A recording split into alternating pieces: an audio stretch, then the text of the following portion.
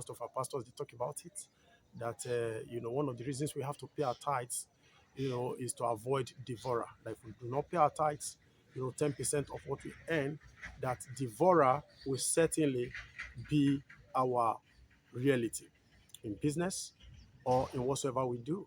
So I want to look at the concept of devourer and um, uh, my recent theory of that's cumulative value theory of money. Now, when we talk about cumulative value theory of money, what does it mean? It simply means that the value of money at the moment, may not be reasonable, may not make sense until it's accumulated over a period of time.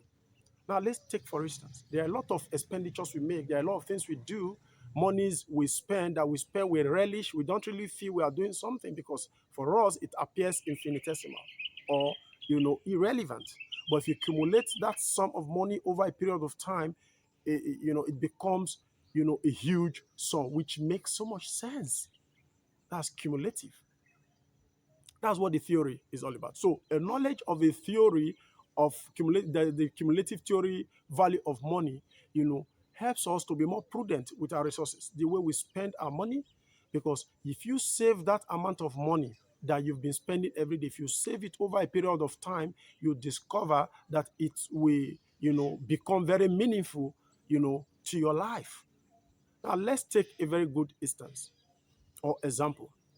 Now imagine a woman who sells, a cake bean, popularly called akara, in a particular junction. Now, the woman spends 200 naira. That's 100 naira going there, through bike, and 100 naira going back, which is through 200 naira. Now, do you know that 200 naira may not really make sense to that woman? Because at that point, she says, how much did they? Is it not just 200 naira? That's nothing. It means nothing to her. But when cumulated over a period of 30 days, that 200 naira metamorphosed into 6,000 naira. And when cumulated over a period of 1 year, which is 12 months, what does it spell to you? It cumulates into 72,000 naira. And when cumulated over a period of 10 years, it becomes a whooping sum of 720,000 naira. Wow. Is it shocking to you? Now, 720,000 naira could get you or can get you 2 acres of land in some suburbs area. Now, I recall buying about 10 acres of land in a place called Efruto. I recall, some of them we bought for, I think the list we bought was for about 350,000 naira. So 720,000 naira can actually get you 2 acres of land in some suburbs area. And you still have change of about 20,000 naira. So that's what we're talking about. So that the value of the money you are spending today, some of these monies you don't attribute any importance or significance to, may just make so much sense if allowed to accumulate over a period of time. Now, if you travel abroad, you find out that a lot of people can even sue for as small or as little as $1 naira, a dollar, if, wrongly extorted from them. Today, we see some of these telecommunication companies, at every point you just see 5 naira off, 10 naira off, 20 naira off, 15 naira off, which you cannot even account for. It happens with our financial institutions. You see your account being debited, 100 naira. Now, imagine what happens if a bank debits 10 million people a naira each.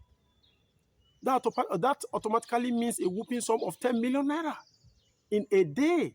So that's how it works, the cumulative value theory of money. So to an individual, it may not make sense, but when accumulated over a period of time or, added, from a larger number of people, or accumulated and added from a larger number of people, it becomes a critical mass, which makes so much importance and meaning. Now, when you talk about devourer, today, many persons, when they hear the word devourer, what comes to their mind is a devil with a big horn or 2 big horns. No. The devourer we are talking about could just be, something very close to you. It could even be yourself. It could be your child. It could be your girlfriend. It could be your wife. It could be your husband. It could be your friend. It could be that very habit you've developed over a period of time that takes little sum from you, unknowingly to you. Now imagine you are a businessman or businesswoman. Like I just give the instance, using the cake seller, the woman who does bean cake as example. That's one of the least we can actually use.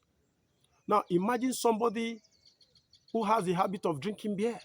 You take a bottle of beer daily, and a bottle of beer costs now the least you can get is 400 naira. Now, when accumulated over a period of, a year, that amounts to a whooping sum of 144,000 naira.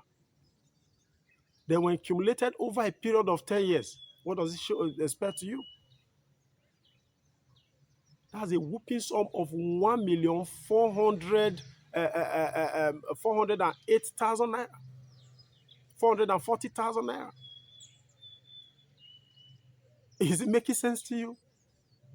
Well, now the question is, if you decide to take the decision not to drink that bottle of beer, and you decide to be throwing that 400 naira in a particular saving or a particular account or safe, now in 10 years you would have succeeded in gathering that amount of money for yourself, which would be enough for you to do some things. Now let's talk about phone habits. Today, our phones, we have developed sentimental attachment to our phones, our handsets. Even a research was released recently that revealed that we touch our phones as much